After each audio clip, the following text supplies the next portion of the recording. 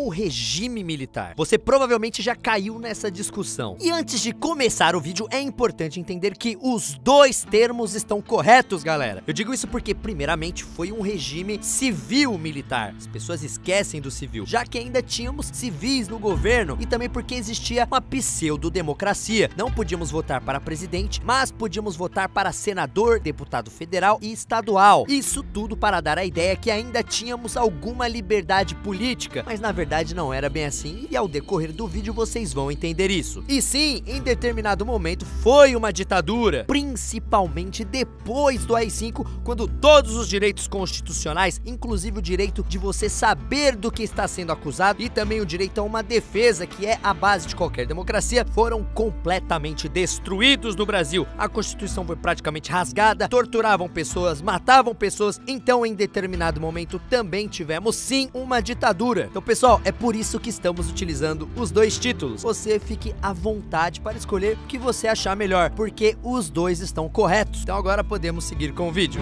Olá, meus queridos amigos, eu sou o Felipe Castelli e está começando um dos nostalgias que eu considero mais importante da história do canal. E um vídeo sobre a ditadura militar agora é muito importante. Eu não tô falando isso porque eu vou me posicionar politicamente nesse vídeo, não. Esse vídeo será um vídeo neutro. A ideia de verdade desse vídeo é eu trazer informação. Como eu falei no vídeo do Hitler, é muito importante que a gente veja a história, aprenda sobre a história, para a gente não correr o risco de cometer os mesmos erros já relatados e documentados. Vamos aprender com os nossos erros para não cometê-los novamente. E ó, galera, de verdade, abrindo o coração pra vocês, eu fiquei muito tempo debatendo com a equipe do canal Nostalgia pra ver se realmente valia a pena fazer um vídeo sobre ditadura militar. Porque, galera, olha o momento que a gente tá vivendo no Brasil. A situação política no Brasil está tensa pra caralho e tem muita gente brigando feio por causa disso. E isso é um tema muito delicado, porque se você fala alguma coisa bem do lado A, o lado B te ataca. Se você fala alguma coisa bem do lado B, o lado A te ataca. Então, na verdade, tá difícil falar qualquer coisa. E assim, eu tô vendo gente terminar amizade de anos por causa de política, mano. Então vamos pensar se vale realmente a pena você brigar com um amigo, perder uma amizade porque o seu amigo é mais pra esquerda ou mais pra direita. Enfim, eu realmente acho que não vale a pena. E vendo todo esse extremismo, eu me reuni com a equipe do canal Nostalgia e a gente percebeu uma coisa. Não é porque a situação do Brasil está como está que a gente não pode falar do passado. Inclusive, a gente percebeu que é o oposto. Já que a situação está assim, é a melhor hora pra gente falar disso. E repetindo, esse não é um vídeo de esquerda ou um vídeo de direita. A ideia aqui é mostrar como as coisas rolaram durante o governo militar. Assim, fatos históricos. Porque é muito importante que a gente entenda como foi um dos períodos mais complicados da história do Brasil. Para validar mais ainda tudo que eu estou falando aqui, tivemos sim a consultoria e ajuda de um historiador e professor de história chamado Caio Vinícius. Inclusive foi meu professor de história na época que eu estudava. Então assim, o Caio vem estudando história a vida toda. Então ele analisou e ajudou a escrever o roteiro inteiro junto com o nosso roteirista Rob Gordon. Então assim, não vamos passar vergonha, tá? Desculpa a introdução mais longa do que o comum, é que eu achei que era preciso eu falar tudo isso antes de começar o vídeo para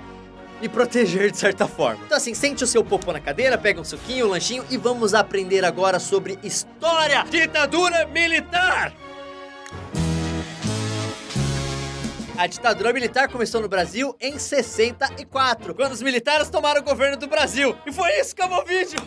Não, brincadeira, é claro que isso não rolou do dia pra noite. Não foi tipo, o militar acordou de mau humor. Ai, que dia chuvoso, que ódio, vou tomar o poder no Brasil. Sou militar, eu posso. Não, calma, a coisa não é bem assim. Pra você entender, o Brasil tava vivendo um momento conturbado pra caralho desde os anos 50. Quem assistiu Nostalgia de Como o Homem Chegou até a Lua sabe que nessa época estava rolando a Guerra Fria, uma disputa gigantesca entre Estados Unidos e União Soviética para ver quem mandava mais no mundo. Só que assim, galera, a Guerra Fria interferiu diretamente na política interna de vários países. E em alguns casos esse impacto foi tão grande que se transformou em guerra, assim como aconteceu na Coreia, no Vietnã e em vários países da África que estavam lutando pelas suas independências. E o nosso UiBRBR não ficou de fora disso. Então primeiro vamos entender uma coisa, o Brasil era do bloco capitalista. Sabe capitalista? Starbucks, McDonald's, PlayStation, carro novo, então, capitalismo. Só que rolavam também vários movimentos comunistas. Então no começo dos anos 60 rolou uma puta paranoia de que esses comunistas iriam dar um golpe para fazer o Brasil se aliar com a União Soviética. E no meio de toda essa paranoia estava o nosso presidente João Goulart, conhecido também como Jango.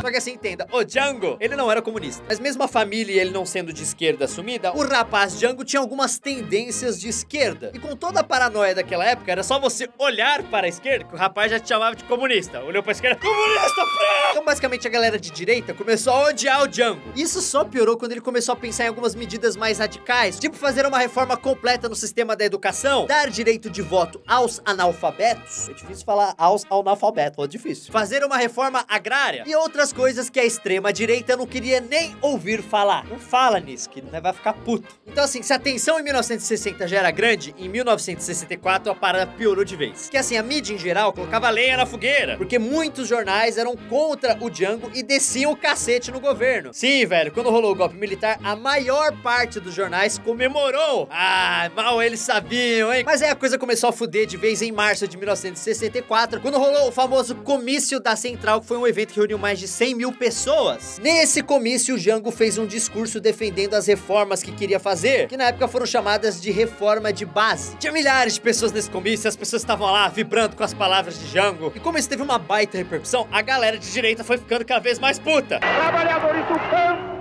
já poderão então ser concretizada, embora em parte, a sua mais sentida e justa reivindicação, aquela que dará um pedaço de terra própria para eles trabalhar, um pedaço de terra para ele cultivar. E assim, a resposta ao comício da Central rolou em São Paulo com uma parada chamada Marcha da Família com Deus pela Liberdade. Você se lembra da Marcha da Família com Deus pela Liberdade? Que reuniu mais de 500 mil pessoas. Essa Marcha da Família exigia que o João Goulart fosse tirado da presidência. E depois dessa primeira em São Paulo, várias outras rolaram em várias partes do Brasil. Agora, uma coisa bem importante, nesse mesmo mês rolou outra merda. Milhares de marinheiros se reuniram em um sindicato no Rio e fizeram um motim. Tudo isso liderados por um cabo chamado Anselmo. Eles exigiam condições melhores de trabalho e mudanças na disciplina interna das Forças Armadas. E esses marinheiros também declararam apoio à reforma de base lá que o Django queria fazer. Bem, o ministro da Marinha, é claro, mandou prender todo mundo. Põe todo mundo na cadeia. O problema é que os fuzileiros que foram lá para prender essa galera acabaram se juntando ao movimento, falando, pera aí, vocês têm razão, pera aí, galera, a gente quer melhores condições aqui. Bem, quando o ministro da Marinha ficou sabendo disso, o cara ficou puto da vida, falou, quer saber? Eu não tenho autoridade, eu vou me demitir nessa... Mas aí, o que o Django ia fazer? Ele mandou o ministro do Trabalho tentar negociar com os caras. Ou seja, entenda, os militares já ficaram putos nesse momento, porque eles não queriam um civil, alguém que não tinha nenhuma relação com o exército, se intrometendo ali no negócio dos marinheiros, tal. Não se intromete, isso não é da sua ossada. E eles ficaram ainda mais putos quando o João Goulart, né, o Django, mexeu alguns pauzinhos lá para que os marinheiros não fossem punidos depois daquele motim. E isso é claro pelo fato desses marinheiros apoiarem lá as reformas de base do Django. Aí, mano, os caras do exército começaram a espumar de raiva, velho. Eles começaram, filho da... Eles se sentiram completamente humilhados e sem autoridade nenhuma. Foi aí que eles decidiram que era hora de restaurar a ordem no Brasil. E é nessa hora que eu preciso contar também um pouquinho o lado do exército brasileiro. Tem que ser contado. Porque a gente só vai entender direito o governo militar se a gente entender a maneira que os militares pensavam e também suas motivações. E para isso precisamos voltar brevemente na Guerra do Paraguai. Pra você entender, nessa época o Brasil tinha um exército que era desorganizado pra cacete. Além de ser desorganizado, ele não funcionava direito. Só que aí rolou a Guerra do Paraguai e o Brasil foi obrigado a montar um exército que funcionava assim em meia hora. No final, o exército brasileiro foi um dos vencedores da guerra. Só que o Império no Brasil meio que cagou pra isso. Ah, vocês estavam lá, fez mais que obrigação. E é óbvio, os militares ficaram putos. Isso meio que mexeu com a cabeça deles. Isso plantou a sementinha da ideia de que o papel deles era salvar o Brasil. Na cabeça deles, um civil jamais ia conseguir cuidar direito do país. Porque um civil é egoísta, só pensa nele mesmo. Diferente de um militar que se sacrifica pelo país a vida toda. Então era assim que eles pensavam. E esse pensamento, essa ideologia, foi sendo repassada de geração para geração. E pra piorar tudo, no início do século XX, uns caras da elite do exército foram estudar na Alemanha. E lá eles aprenderam a ideia de que o exército tem sim que baixar a porrada do cacete quando é preciso. E eles trouxeram isso pro Brasil. E por causa disso rolaram várias tretas pesadas no início do século XX que você já deve ter ouvido falar, né, na época de escola. A Revolução de 30, a tentativa de golpe de 1954. E assim, sempre tinha militar militar no meio dessas porras. E em qualquer época dessa, se você perguntasse pro militar por que eles queriam tomar o poder no Brasil, a resposta ia ser quase sempre a mesma: nós vamos livrar o Brasil da corrupção e salvaremos o país. E galera, eu não tô sendo irônico, eles realmente acreditavam nisso. Beleza, agora vamos voltar para Jungle. Em 30 de março ele fez seu último discurso como presidente. Ele participou de uma festa dos sargentos da Polícia Militar Federal e quando ele começou a falar... Bem, tem uma história muito louca aí no meio. Dizem que antes do seu discurso, ele tomou um uísque batizado, umas bolinhas que eram tipo uns estimulantes, e parece que a coisa bateu. Bateu assim, ó...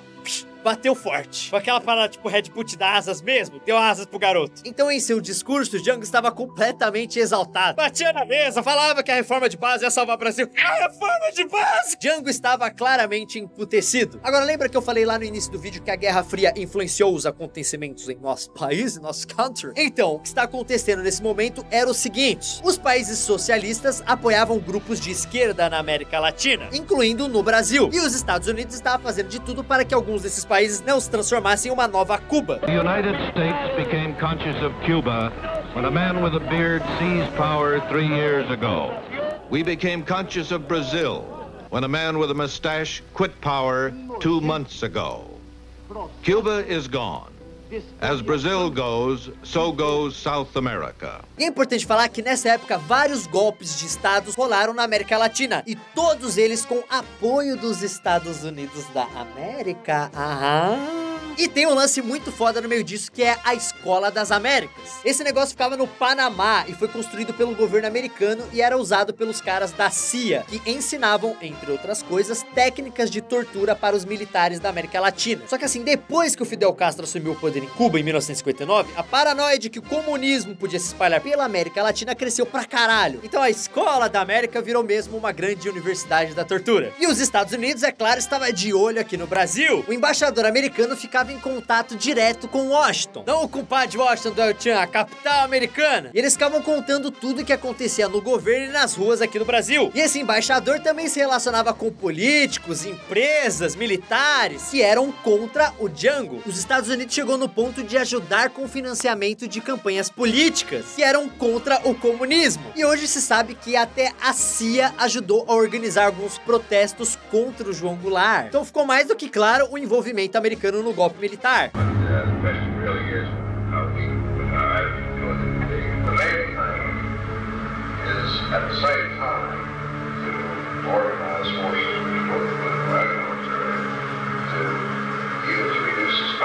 Tanto que quando o golpe de fato rolou, eles até mandaram alguns navios pra costa do Brasil. Foi tipo assim, olha, se o golpe pra derrubar esses comunistas não der certo, a gente tem aqui uns navios aqui que pode ajudar aqui, né? Dá pra ajudar. We decided on the basis of the information that come in this morning, go ahead and start a naval task force out. Mas assim, voltando para o fio da meada. Então assim, galera, em março de 64, a questão nem era mais se o golpe militar iria acontecer, e sim quando ela ia rolar. E a ideia dos militares é que isso iria acontecer em abril. Aliás, tem uma história de que um dos generais não queria que isso acontecesse no comecinho de abril por uma questão completamente tosca. Ele disse para os seus colegas que nesses dias a lua é quarto minguante. E tudo que acontece quando a lua está em quarto minguante não dá certo. É sério isso, senhor militar? Então quando seu professor perguntar qual a influência da lua na Terra, você, além de falar das marés, você fala que em datas de golpe militar. Só que discutir datas de lua não adiantou em porra nenhuma, porque assim, dia 31 de março, o Jango estava no Rio de Janeiro. Aí deu a louca em um general mineiro chamado Olímpio Mourão Filho, um dos caras que estava arquitetando o golpe, que simplesmente pegou suas tropas em Minas Gerais e partiu para o Rio, avisando os outros generais que seus soldados já estavam na rua. Atenção, Minas Gerais! As tropas do 2º Exército, sob o comando do general Cruel, já sitiaram o estado da Guanabara. Esse movimento foi conhecido como Operação Popeye. Isso porque Olímpio Mourão Filho fumava um cachimbo o dia todo, né? Parecido com o marinheiro Popeye dos desenhos animados. Um dos militares envolvidos no golpe era o Marechal Castelo Branco. Sim, esse cara que deu nome à rodovia Castelo Branco, sim, essa Castelo Branco de São Paulo. Esse cara era chefe do Estado-Maior do Exército. Ou seja, ele era do governo, mas também era o chefe do golpe militar. Pode isso, Arnaldo! Bem, quando o Castelo Branco ficou sabendo que os caras em Minas começaram a marchar pro Rio de Janeiro, ele ficou desesperado e mandou as tropas pararem. Mas aí já era tarde demais. Então olha só que engraçado, os caras que queriam restaurar a ordem no país começaram a tomada de poder de uma maneira completamente zoneada e desorganizada. Então, nesse mesmo tempo, estavam rolando vários protestos e prisões em todo o Brasil. O Django teve que ir pra Brasília pra tentar o apoio do Congresso, só que ele não conseguiu merda nenhuma. Como não adiantou em nada, ele foi pro Rio Grande do Sul pra tentar pedir ajuda do Exército Gaúcho. Só que foi aí que ele levou um puta backstab, a facada nas costas do Congresso. Todo mundo sabia que ele estava no Rio Grande do Sul, mas o presidente do Congresso disse que isso era mentira, que o Django tinha saído do país sem avisar ninguém. Disseram que ele tinha fugido e por causa disso o cargo da presidência estava vago. Abandonou o governo.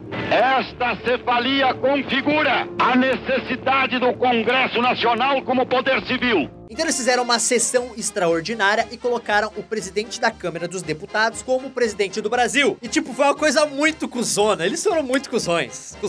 Nomearam o cara, desligaram os microfones, apagaram as luzes e foram embora. Foda-se. Cusões. Muita gente tentou convencer o João Goulart a resistir ao golpe, usando inclusive o Exército Gaúcho. Só que ele também sabia que os navios americanos estavam dando suporte a esse golpe. Então ele falou, meu, não vai dar jeito. Aí o cara jogou a toalha. E ó, zarpou para o Uruguai. Os brasileiros só votariam para presidente novamente 25 anos depois. Porto Alegre, João Goulart fugiu para o Uruguai, seguido de Leonel Brizola e outros elementos do governo deposto. Sob a nossa responsabilidade, a população do Brasil, o povo, a ordem. Assim sendo, declaro vaga a presidência da República. Nos primeiros dias após esse golpe, o presidente do Brasil foi um sujeito chamado Ranieri Mazzilli, que era o presidente da Câmara dos Deputados, e foi nomeado no lugar do Django. Só que, velho, quem mandava mesmo lá eram os militares. Enquanto os generais não decidiam quem iria governar o Brasil, eles montaram uma verdadeira junta militar com 3 caras. Um deles era o general chamado Arthur da Costa e Silva, que era quem mandava ali. Com certeza você já reconhece esse nome, né? Mas vamos guardar muito bem ele, porque você vai ouvir muito esse nomezinho Costa e Silva. E foi essa junta que decretou um negocinho chamado AI-1. Ó, escola batendo na porta agora. Ó, escola, professor AI-1, você lembra? Sim, estou falando do Ato Institucional número 1. E essa porra desse AI-1 mudou várias coisas no país. Primeiro, o governo podia caçar os direitos políticos das pessoas que fossem contrárias ao regime. Segundo, a Constituição estava suspensa por 6 meses. Ou seja, direitos constitucionais? Não! Ninguém tinha mais isso! Terceiro, o novo presidente não seria mais escolhido pelo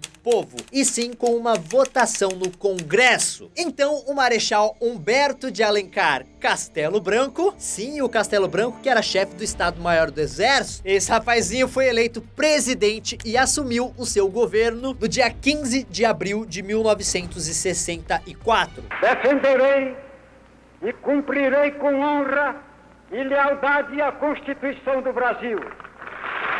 Meu procedimento será o de um chefe de Estado sem tergiversações, no processo para a eleição do brasileiro, a quem entregarei o cargo a 31 de janeiro de 1967. E assim, o Castelo Branco assumiu falando que essa parada do governo militar ia ser algo temporário e que tinha como único objetivo acabar com esse caos que o país estava vivendo.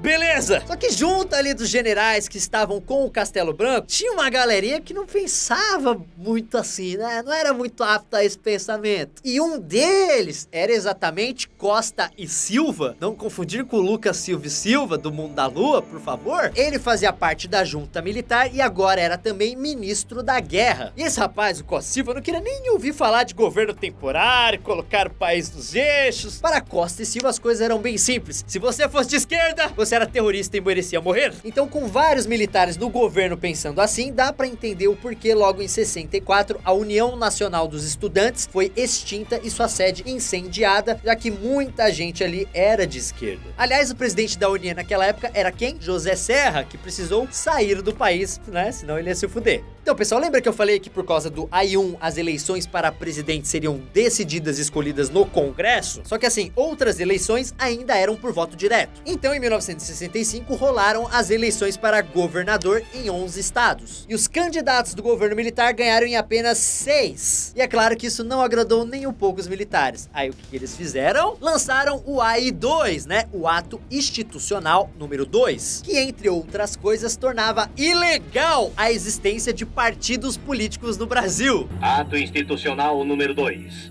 Ficam extintos os partidos políticos. Fixada a eleição indireta. Então, assim, pouco tempo depois foram criados 2 partidos políticos que eram os únicos que poderiam existir no Brasil. Um era a Aliança Renovadora Nacional, a Arena, né, que era o partido do governo. O outro, o MDB, Movimento Democrático Brasileiro, que tinha os políticos da oposição. Quer dizer, pelo menos aqueles que não tinham sido caçados ou fugido do Brasil. Então ficou óbvio, né? Os militares começaram a acumular cada vez mais poder político. Isso ficou ainda pior no começo de 66, quando rolou o AI-3, mais um ato institucional. Lembra que os governadores ainda eram eleitos por voto direto, né, da população? Então, não vai ter mais voto nessa porra, não! As eleições para governador agora seriam feitas pelos deputados estaduais. E os prefeitos das capitais seriam indicados pelos governadores. Aí o que o governo fez? Marcaram novas eleições. Aí dessa vez eles conseguiram eleger os caras que eles queriam como governadores. E como esses governadores colocavam quem eles queriam para ser prefeito, aí fudeu de vez. Agora o governo militar mandava na porra do país inteiro. Só que aí a esquerda armada não estava parada. Tem gente que diz que os grupos de esquerda que adotaram táticas de guerrilha surgiram como uma resposta ao AI-5, que é um negócio que a gente ainda vai falar aqui, mas isso não é verdade. No governo Castelo Branco já rolou o primeiro grande ataque armado contra o governo, que foi o atentado do Guararapes. Os caras explodiram uma bomba no aeroporto internacional de Recife, matando um vice-almirante e um jornalista que era secretário do governo pernambucano. Na verdade, o alvo era o Costa e Silva, né? Aquele militar linha dura, mas o cara saiu ileso, escapou ileso. O Castelo Branco ficou no governo até 67, mas antes de ir embora, ele tinha que deixar um presentinho, né? Então ele deixou lá o ato institucional número 4. Mais um aí! O AI-4 anunciava a criação de uma nova constituição no Brasil. E como você pode imaginar, era uma constituição que dava ainda mais poder para os militares. A história conta que o Castelo Branco realmente tentou organizar um movimento dentro do exército brasileiro para que o regime militar fosse mais moderado. Só que isso só rolou no início do seu governo. Só que pouco tempo depois ele já mudou completamente de ideia e entregar o governo para um civil, né? Alguém que não era do exército, nem passava pela cabeça dele. Além disso, os caras da linha dura do exército mandavam cada vez mais no governo. E para piorar, 2 dias antes do Castelo Branco deixar o governo, foi criada a Lei de Segurança Nacional, que decretava que os militares podiam prender ou expulsar do país qualquer pessoa que eles achassem que fosse contra o governo. E sabe o que é pior, galera? O verdadeiro terror ainda nem tinha começado. Lembra que eu falei que o nome Costa e Silva ainda ia ser muito falado por aqui? Bem, os militares linha dura queriam alguém do grupo deles para ser presidente. E eles finalmente conseguiram isso com o Costa e Silva, que naquela altura já era marechal. Ele foi apontado presidente do Brasil pelo Congresso e assumiu o cargo em 15 de março de 1967. E aí começou o período mais violento da ditadura militar. Prometo manter, defender e cumprir a Constituição, promover o bem geral e sustentar a união, a integridade e a independência do Brasil. Uma coisa interessante é que o começo do governo Costa e Silva foi muito bom economicamente. A inflação, que era enorme, finalmente tinha caído. E começaram a rolar vários investimentos estrangeiros no Brasil. Ou seja, o país começou a crescer. Só que assim, no aspecto político, o governo do Costa e Silva foi uma tragédia. Como ele era lá do grupo linha dura, a repressão e perseguição política aumentaram ainda mais. E é óbvio que a galera de esquerda reagiu. Estudantes e militantes de várias organizações de esquerda começaram a protestar nas ruas. Nessa época começaram a rolar também os festivais de MPB, e artistas como Chico Buarque, Caetano Veloso, Gilberto Gil e vários outros sempre davam um jeito de atacar o governo em suas músicas. Não posso fazer serenata, a roda de samba acabou. A gente toma a iniciativa, viola na rua canta, mas antes que chega a roda viva e carrega a viola pra lá. Então o movimento dos estudantes foi ganhando cada vez mais força em 1968. Só que é claro, o governo ia pra porrada o tempo todo. Um dos casos mais fodas foi do estudante Edson Luiz, que foi morto no Rio de Janeiro, durante um confronto que tava rolando entre os estudantes e a polícia militar no restaurante Calabouço. O pau comeu lá dentro e o estudante de apenas 16 anos foi morto com um tiro a queima-roupa no peito. É importante citar essa morte porque, por causa dela, rolou uma comoção muito grande. Rolou vários protestos e também a passeata dos 100 mil, que contou com vários artistas e intelectuais da época. Com a repercussão negativa dos acontecimentos, os militares permitiram a realização da passeata, mas colocaram 10 mil soldados em prontidão. Estudantes e outros representantes da sociedade civil, como artistas e intelectuais, tomaram as ruas do centro do Rio. Foram 3 horas de passeata que terminou sem conflitos na Cinelândia. Nessa época, a União Nacional dos Estudantes, que atuava ilegalmente, por baixo dos panos, fez também um congresso clandestino no interior de São Paulo. Só que a parada não deu muito certo e acabou com mais de 1000 pessoas sendo presas. 21 de junho de 1968 ficou conhecido como Sexta-feira Sangrenta. Nesse dia, os estudantes do Rio de Janeiro realizaram diversos protestos na cidade. O motivo era denunciar a violência policial durante as manifestações dos últimos dias. Em um dos protestos, a polícia cercou os manifestantes e ameaçou atirar para matar. Logo depois, dispararam a sangue frio na direção da multidão e atingiram várias pessoas. Enquanto socorriam um dos feridos, Manuel Rodrigues Ferreira, de 18 anos, foi atingido 2 vezes na cabeça. Ele foi levado ao hospital, mas não resistiu aos ferimentos e acabou morrendo. Bem, os grupos de esquerda armada começaram a fazer cada vez mais ataques durante o governo Costa e Silva. Só que, galera, vamos entender. A esquerda armada fez vítimas também? Fez. Em junho de 68, um quartel em São Paulo foi atacado com bombas. Isso causou a morte de um soldado de 18 anos. Em outubro de 1968, um capitão do exército americano que morava no Brasil foi metralhado na frente de sua família. Isso porque desconfiavam que o cara estava no Brasil ensinando técnicas de interrogatório para os militares. Então assim, metralharam o cara porque desconfiavam. Tá certo? Não, também está errado. Então assim, tava rolando excesso dos dois lados, da esquerda e também da direita, dos militares. É claro, um pouco mais dos militares, mas também tava rolando merda da esquerda. Então a ala mais radical da esquerda, aquela que tava pegando em arma, começou a utilizar táticas de guerrilha, especialmente nas grandes cidades. E eles mataram pessoas? Sim, só que o número de pessoas mortas pelo governo foi muito maior. E isso por uma questão meio lógica, O governo tinha muito mais armas, soldados, recursos de informação e inteligência, então é claro que eles vão matar mais. Mesmo porque o governo tinha vários órgãos de repressão durante a ditadura. 2 deles ficaram muito famosos, o DOPS e o DOI-CODE. O DOPS, Departamento de Ordem Política e Social, existia desde os anos 20, mas durante a ditadura ele foi um dos grandes responsáveis em identificar e acabar com movimentos políticos e sociais contra o governo. Já o DOI-CODE era formado, na verdade, por 2 órgãos diferentes que se completavam. O DOI, Destacamento de Operações e de Informação, prendia e interrogava as pessoas que eram suspeitas de agir contra o governo. E o CODE, Centro de Operações de Defesa Interna, fazia todo o planejamento estratégico de combate aos inimigos dos militares. Ou seja, era uma verdadeira operação de guerra o bagulho. Isso tudo obedecia a um lance chamado Doutrina de Segurança Nacional, que era uma espécie de mantra da ditadura militar. Esse negócio dizia que o inimigo podia ser qualquer pessoa do país. Ou seja, todo e qualquer brasileiro era suspeito de ser inimigo do governo. Isso é algo que os militares aprenderam com a galera lá da CIA, naquela escola das Américas, no Panamá, que eu falei lá atrás. Muita gente foi torturada por esses órgãos de repressão. Muita. Os caras pegavam alguém pra interrogar e aquela pessoa sumia, nunca mais era vista. Bom dia, Dr. Rubens. Bom dia. Quem é o senhor? Toca. E é óbvio, toda essa truculência e esses excessos não eram oficializados pelo governo. Existiam sim leis de repressão, mas nenhuma que oficializasse a tortura e a morte. E assim, existiam também as organizações civis que apoiavam o regime. Uma organização chamada de Comando de Caça aos Comunistas tinha milhares de membros, na maioria estudantes de direita e policiais. E para essa galera, comunista tinha que ser tratado na porrada. Gino João Pio foi o primeiro prefeito eleito de Balneário Camboriú, em Santa Catarina, e era próximo do ex-presidente João Goulart. Em 1969, ele foi preso por agentes do DOPS para prestar esclarecimentos sobre supostas irregularidades administrativas. Ele foi levado para a escola de aprendizes de marinheiro em Florianópolis. Ele ficou incomunicável e proibido de receber visitas durante mais de 10 dias, até que sua família recebeu a notícia de que ele havia se suicidado na cadeia. A versão oficial é que ele se enforcou com um pedaço de arame, história que hoje em dia já foi desmentida.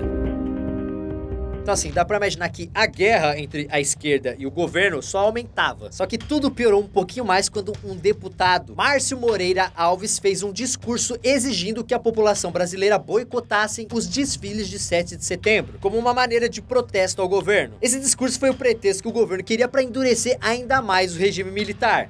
Vem aí o 7 de setembro.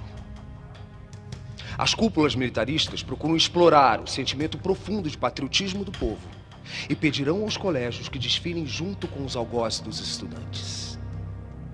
seria necessário que cada pai, cada mãe, se compenetrasse de que a presença dos seus filhos nesse desfile é um auxílio aos carrascos que os espancam e os metralham nas ruas. Portanto, que cada um boicote esse desfile.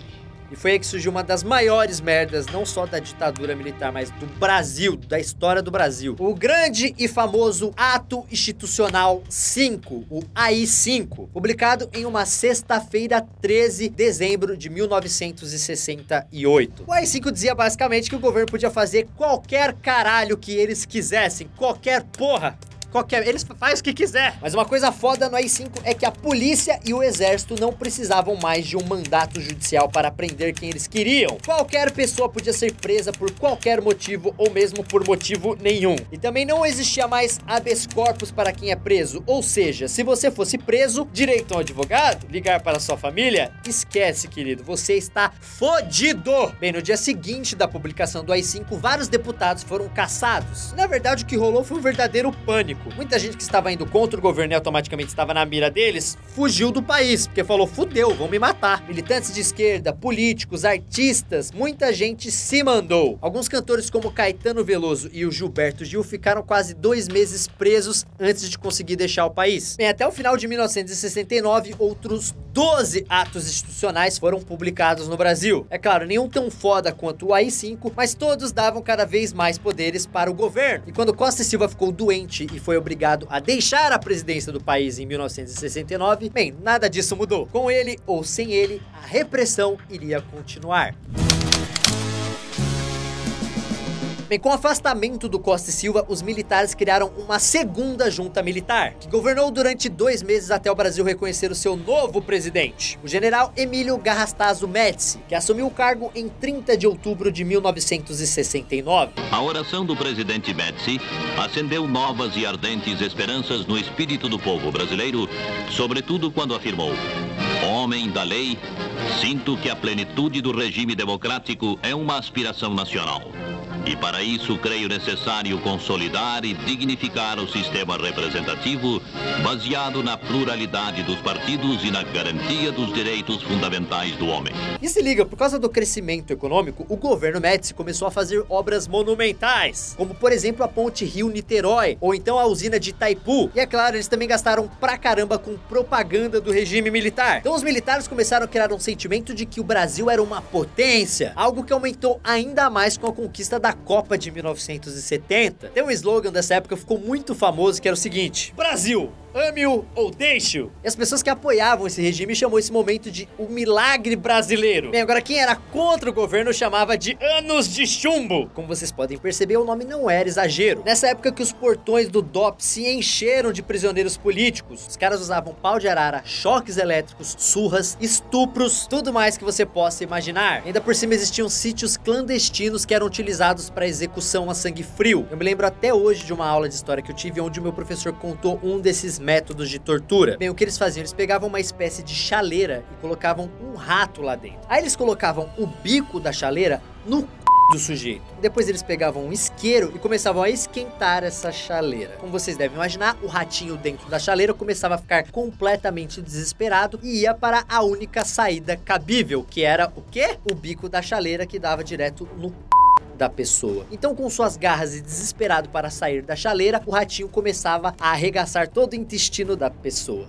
Não era legal. Pra vocês terem uma ideia, só em 1970 foram mais de 1.200 denúncias de tortura. Em 72 foram 38 pessoas mortas confirmadas e 22 desaparecidas. O governo Médici foi de longe o governo que mais torturou e matou pessoas durante o regime militar. Mano, o negócio foi insano. O governo, é claro, negava tudo isso. Dizia que era só boatos da esquerda para desestabilizar o governo do país. Formada em pedagogia, Lígia Maria Salgado Nóbrega começou a militar no grupo Vanguarda Armada Revolucionária Palmares contra a ditadura militar. Caçada pelo governo, ela mudou-se para o Rio de Janeiro. No dia 29 de março de 1972, ocorreu a chacina de Quintino. Agentes do DOI cercaram uma casa que servia de base para um grupo da VAR Palmares e assassinaram Lígia e outras 2 pessoas. A versão oficial é que aconteceu uma troca de tiros, mas hoje já se provou que as vítimas não reagiram e foram assassinadas a sangue frio. Lígia estava grávida de 2 meses. Bem, além disso, vários jornais eram vigiados de perto com agentes do governo dentro da redação. E qualquer tipo de matéria contra o regime militar era censurada. Então, como a população não ficava sabendo de muitas dessas torturas, prisões e mortes, a parada só ia aumentando. A cada dia mais pessoas eram presas e muitas vezes sem prova nenhuma. Foi a grande era da censura no Brasil. Vários jornais da época protestavam contra essa censura de uma maneira bem curiosa. Deixavam páginas inteiras em branco ou colocavam algum poema ou então receitas culinárias. Porque a mensagem ficava clara, se tinha alguma dessas coisas ali, era porque tinha alguma matéria que foi censurada. Então às vezes você pegava o jornal e a primeira página inteira era uma receita de bolo ou um trecho de Os Lusíadas. Aí você já sabia que ali era pra ter uma matéria que o governo não quis que ninguém lesse. A censura também pegou pesada com os artistas daquela época, porque tudo que eles produziam tinham que passar pelos censores do governo. E nesse ponto, músicos como Chico Buarque, Caetano Veloso e Gilberto Gil foram geniais, porque os caras faziam músicas criticando o governo, mas muitas vezes de uma forma que os censores não percebiam e deixavam passar. Na verdade, alguns desses censores eram bem burros, né? Porque olha esses exemplos. Era dura, numa muito escura viatura, minha nossa santa criatura, chame, chame, chame, chame, chame o ladrão. É proibido de morrer pela pátria e viver sem razão. Pra vocês entenderem, um vídeo como esse Nostalgia Histórico sobre a ditadura militar, naquela época, jamais entraria no ar. Só que o que aconteceu? Do outro lado, a esquerda armada não se deixava intimidar. Existiam vários tipos de grupos diferentes lutando e vários deles agiam em parceria. Só que cada um seguia meio que uma orientação distinta do comunismo. Por exemplo, tinham grupos que eram adeptos do comunismo da União Soviética. Já outros seguiam o comunismo da China. Aliás, vários militantes de esquerda daquela época dizem hoje em dia que queriam derrubar o governo militar para restaurar a democracia. Só que tinha uma galera que queria trocar a ditadura militar por uma ditadura do Partido Comunista. Nós éramos contra a ditadura militar, mas éramos a favor da ditadura do proletariado. Isso aí é preciso dizer a verdade toda, né?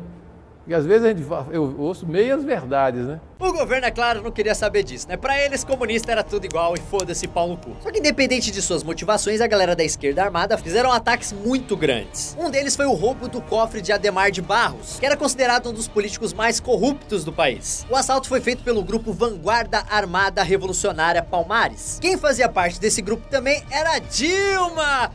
Dilminha, paz e amor! Ela, inclusive, era uma das pessoas mais procuradas pelo governo. Bem, Dilma foi presa em 1970 e foi torturada durante vários dias. Tem outra ação que é lembrada até hoje, é o sequestro do embaixador americano. Os militantes de dois grupos revolucionários capturaram o cara e exigiram a libertação de 15 presos políticos. O governo cedeu e os prisioneiros foram libertados. Quem participou também desse sequestro foi o Fernando Gabeira, que depois tornaria jornalista e político, né? Um dos fundadores do Partido Verde. Entre os que saíram da prisão por causa disso estava o José Dirceu, que depois seria político do PT. Uma das vitórias mais violentas da esquerda armada nessa época foi o assassinato do empresário dinamarquês Henning Albert Boysen. Ele era acusado de ser agente da CIA e de participar de sessões de tortura e de repressão. Ele foi fuzilado na rua. Então dava pra ver qual que era o cenário naquela época. Respondiam violência com mais violência, era uma guerra. Só que a galera de esquerda também teve várias baixas durante o governo do Médici. E uma das mais importantes que você deve se lembrar da escola foi de Carlos Marighella. Ele tinha sido considerado o inimigo número 1 da ditadura. Ele foi morto em uma emboscada em São Paulo. E olha que coincidência, as mortes de Marighella e de Boysen aconteceram na mesma rua. Outro cara importante da esquerda que foi morto durante o governo Médici foi o Carlos Lamarca. E olha só, o Lamarca tem uma história foda. Ele tinha sido capitão do exército até 1969. Mas aí ele desertou e se tornou um dos principais líderes da luta contra o governo. Como, por exemplo, o sequestro do embaixador da Suíça, que fez com que outros 70 prisioneiros políticos fossem libertados soltos. Bem, o Lamarca foi caçado no país todo e acabou sendo assassinado na Bahia. Integrante do Partido Comunista Brasileiro Revolucionário, a Natália de Souza Melo Alves foi presa por agentes do DOI-CODE em 17 de dezembro de 1972. Ela foi levada para um local desconhecido. Porém, sua prisão foi só registrada oficialmente um mês após ela desaparecer, quando ela foi transferida para a Delegacia de Segurança Social de Pernambuco. Em 22 de janeiro foi encontrada morta em sua cela. Seu corpo apresentava marcas de tortura e seus órgãos genitais haviam sido queimados para ocultar vestígios de violência sexual. A versão oficial do governo é que ela tinha se suicidado.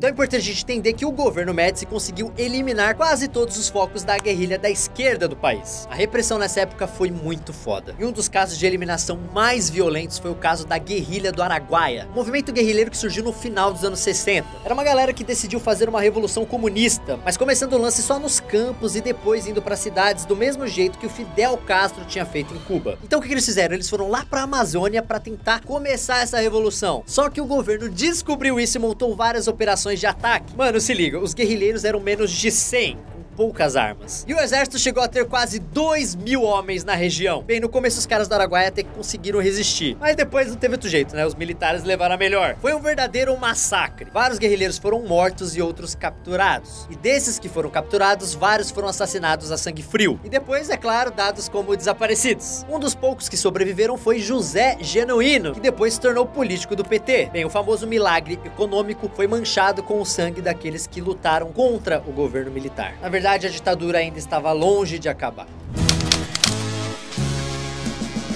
15 de março de 1974, o Brasil ganhou um novo presidente, o general Ernesto Geisel, que foi eleito pelo Congresso, derrotando o candidato do MDB, Ulisses Guimarães. Bem, com o Geisel, o Brasil começou a caminhar e engatear para o fim da ditadura militar. No final de seu governo, em 1979, o Brasil ainda era uma ditadura, mas a sensação é de que o pior já tinha passado. Um dos mentores desse processo de abertura do Brasil, que foi chamado de política de distensão, foi um cara chamado Golbery de Couto e Silva. O Golbery, mesmo sem ser presidente, foi uma das figuras mais importantes do governo militar. O cara tinha uma formação mais intelectual do que os outros generais, então ele era contra aquela parada da linha dura. Inclusive é por isso que quando Costa e Silva assumiu, o Golbery, que fez parte do governo do Castelo Branco, mandou tudo pro caralho e falou: foda-se, eu tô dando fora daqui, tá ligado, meu irmão? Em 64, o Golbery foi o criador e chefe do SNI, Serviço Nacional de Informação, que era um órgão de inteligência do governo. É claro, seu SNI depois acabou sendo utilizado para repressão. O próprio Golbery deu declarações depois dizendo que com o SNI ele tinha criado um monstro. Só que aí quando o Geisel assumiu o governo, o Golbery falou: opa, agora dá pra voltar. Ele acabou se tornando chefe da Casa Civil e acabou se tornando um dos braços direitos do presidente em todo aquele processo de abertura. Elson Costa foi um dos maiores militantes do Partido Comunista Brasileiro desde os tempos de Getúlio Vargas. Logo após o golpe, ele foi preso e, ao reconquistar a liberdade, passou a morar em São Paulo com um nome falso. Em 75, ele foi preso num bar em São Paulo graças à Operação Radar, que tinha o objetivo de desestruturar o PCB, e ele foi levado para a casa de Itapevi, um centro de tortura clandestino do DOI-CODE na Grande São Paulo. O antigo sargento confirmou que ele foi torturado violentamente, tendo o corpo todo molhado com álcool e incendiado, além de receber uma injeção usada para matar cavalos. Seus restos mortais nunca foram encontrados. Bem, agora é importante dizer que o Geisel pegou o Brasil quebrando, porque aquele famoso milagre econômico havia acabado e o país começou a entrar em uma puta crise. A inflação voltou a crescer e, economicamente, a vida do povo começou a ficar mais foda. Os preços de matérias-primas e outros insumos essenciais e, sobretudo, os do petróleo e seus inúmeros derivados começaram a disparar, jogando para o alto as curvas de custo dos produtos intermediários e finais. Então a ditadura começou a deixar de atender as necessidades daqueles que eram inclusive a favor do governo. Aí eu preciso falar uma parada que é bem importante. O Geisel era um daqueles que não apoiava a linha dura na ditadura militar. Ele acreditava que os excessos na repressão tinham passado dos limites. Então quando ele assumiu, ele decidiu que estava na hora de começar a aliviar um pouco isso. Só que assim, o Geisel era autoritário pra caralho. Então se as coisas começassem a sair do controle, ele iria de novo: pera aí, põe os caras na linha então, porra. Vai embora daqui! Vai embora daqui!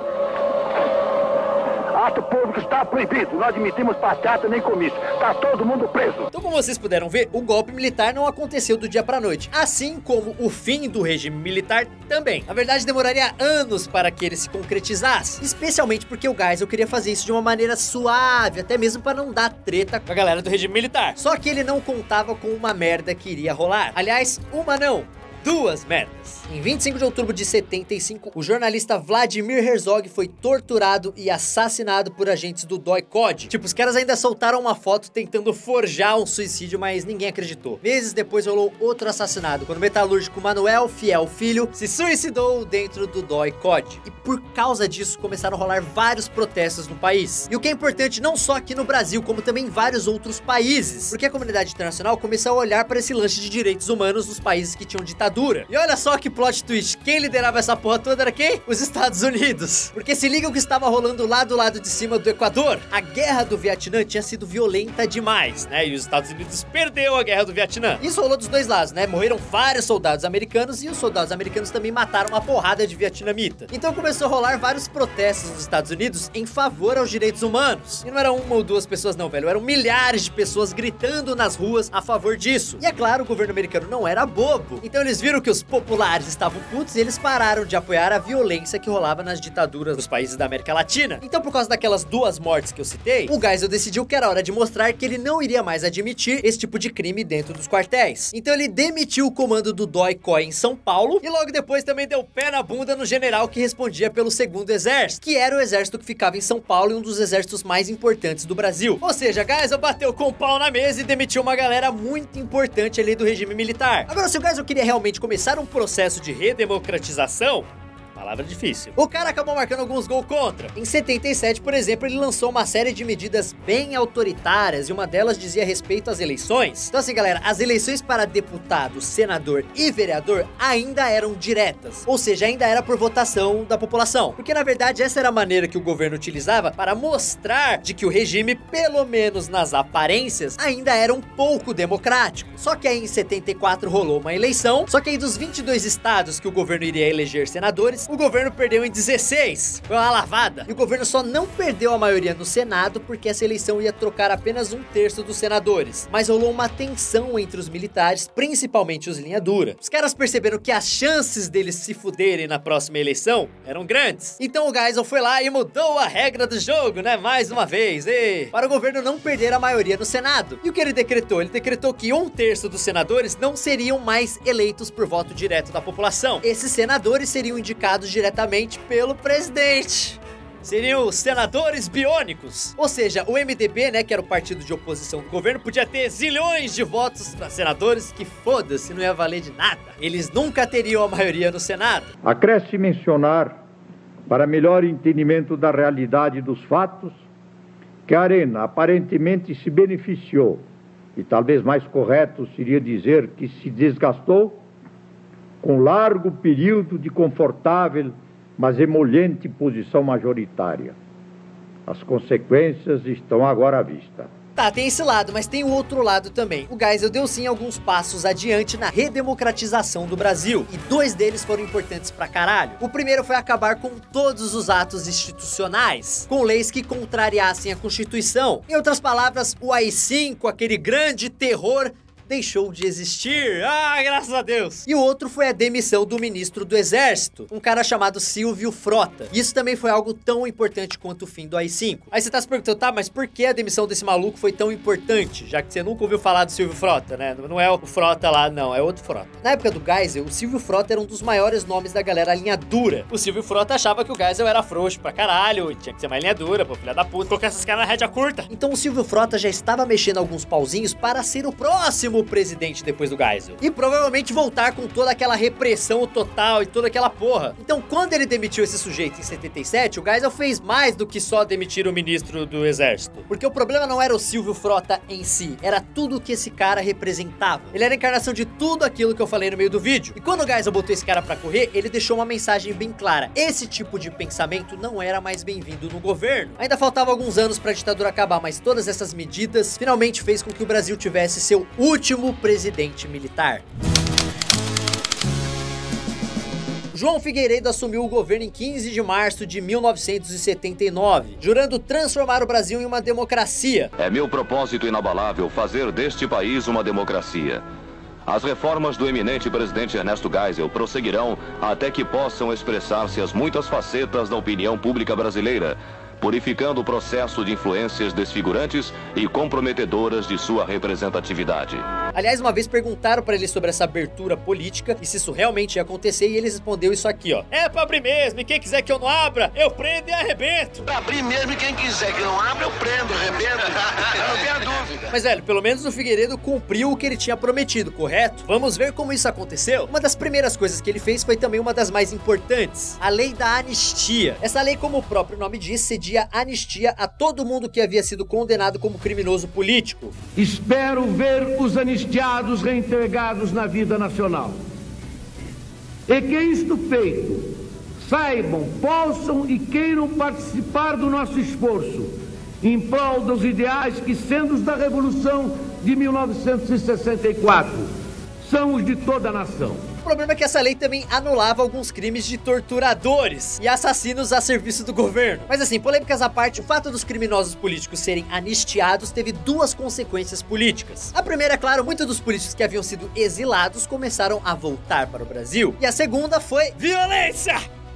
Porque os militares linha dura começaram a organizar vários atentados para impedir a abertura política. O mais famoso deles rolou em 1981 e ficou conhecido como Atentado Rio Centro. Estava rolando um show em homenagem ao Dia do Trabalho no pavilhão Rio Centro, no Rio de Janeiro. E dois caras do exército, um sargento e um capitão, foram até lá com uma bomba. A ideia era explodir o negócio no meio da multidão e dizer que esse atentado era a prova de que a esquerda armada havia voltado. Só que os caras fizeram merda e a bomba explodiu dentro do carro que eles estavam. A Polícia Federal, a Polícia do Exército e a Secretaria de Segurança do Rio estão investigando juntas a explosão de duas bombas ontem à noite no Rio Centro, em Jacarepaguá.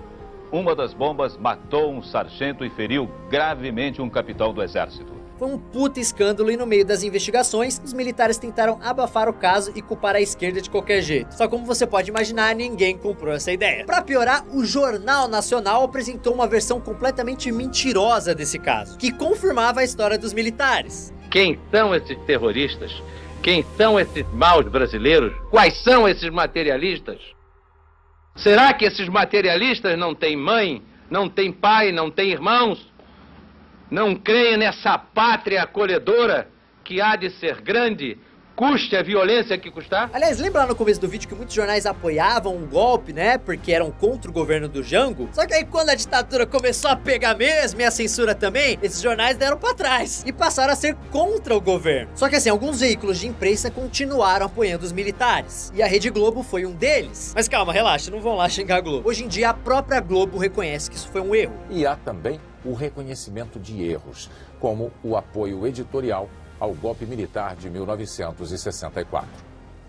A introdução ao texto do site observa que o apoio do Globo ao golpe é visto internamente pelas organizações Globo como um erro há anos. Agora, outra coisa importante no governo do Figueiredo foi uma reforma política que acabou com a Arena, Partido dos Militares, e o MDB, que era a oposição. Lembram que eram os dois únicos partidos que podiam existir durante o regime? Isso porque essa reforma permitiu que outros partidos pudessem ser criados. E aí surgiram vários outros partidos que existem até hoje. Porque, galera, vamos pensar uma coisa. O que não faltava no Brasil na época era liderança política. É claro, tinha a galera que tinha voltado pra cá por causa da lei da anistia, mas também novos caras haviam desaparecido. E algumas dessas lideranças surgiram no meio dos trabalhadores. Isso porque desde o final do governo Geisel, a situação econômica do Brasil estava um caos. A inflação crescia a cada dia e a dívida externa também. Então começaram vários movimentos na classe operária. No ABC paulista rolaram várias greves gigantescas dos metalúrgicos. E quem se destacou nessa parada foi o Lula, que em 1980 ajudou a fundar o PT. Todos nós sabemos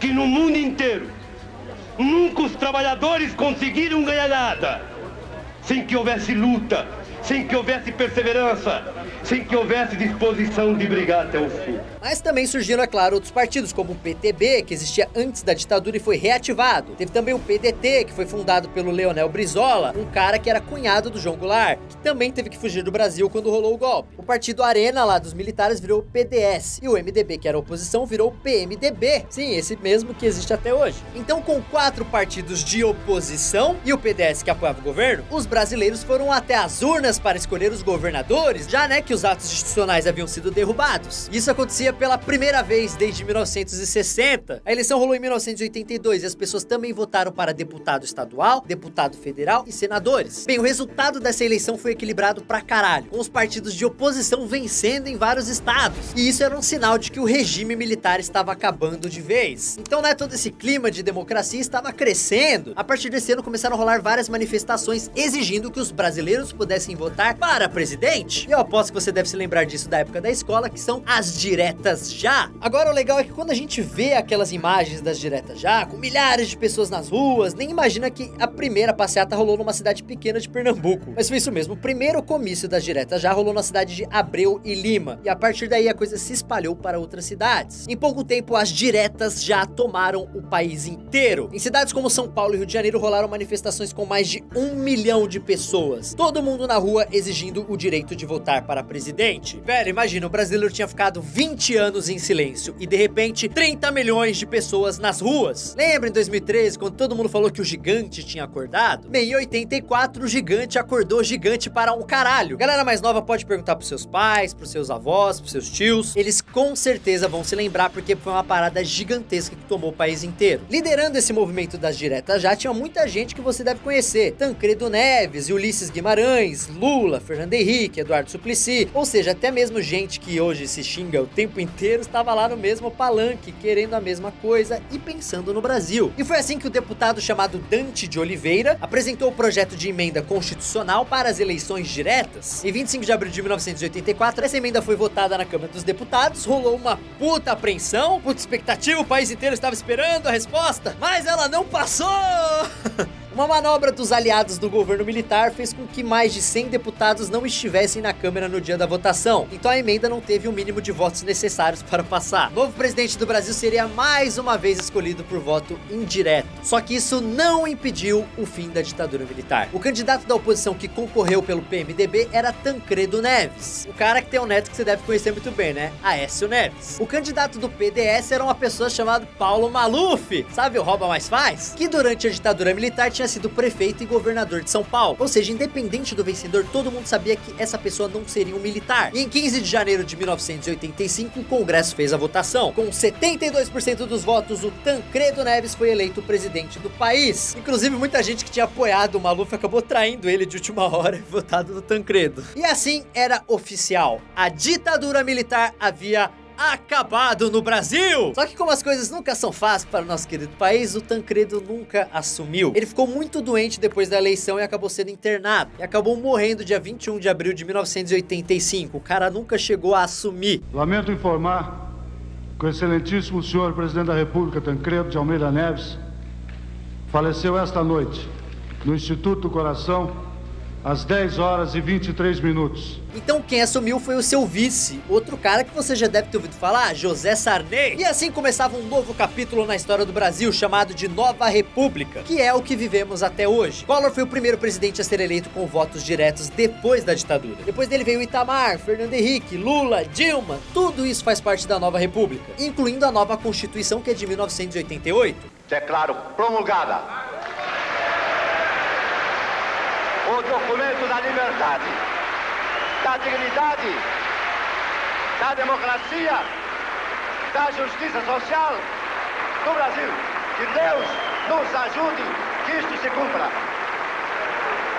Agora, galera, não é só porque o governo militar acabou há mais de 30 anos que a gente não sente mais os efeitos disso. Mesmo porque esse é o tipo de cicatriz que demora muito tempo pra desaparecer. E essa cicatriz ainda não desapareceu. Muitas e muitas mortes da época da ditadura estão sendo esclarecidas só hoje. Como é o caso do deputado Rubens Paiva, pai do escritor Marcelo Rubens Paiva, que foi dado como desaparecido após morrer nas mãos do DOI-CODE em 71. Sua morte foi esclarecida totalmente só em 2014. Um trabalho da Comissão Nacional da Verdade, que investiga todas as violações dos direitos humanos cometida pelo Estado brasileiro. E mano, esse é só um exemplo. Alguns anos atrás, essa Comissão Nacional da Verdade publicou um relatório com os nomes das pessoas que desapareceram ou foram mortas na ditadura. São centenas de casos e eles mesmos dizem que esse número pode ser ainda maior. Ou seja, todos esses erros do passado ainda estão sendo reconhecidos. Outro exemplo, em 2013 o Congresso fez uma sessão especial e anulou oficialmente a sessão que depôs o presidente João Goulart. Isso só há 3 anos atrás. Só há 3 anos que reconhecemos que tirar o João Goulart daquela maneira, filha da puta, aquele backstab que deram nele, foi ilegal. Promulgo a resolução número 4 de 2013 do Congresso Nacional. Declara nula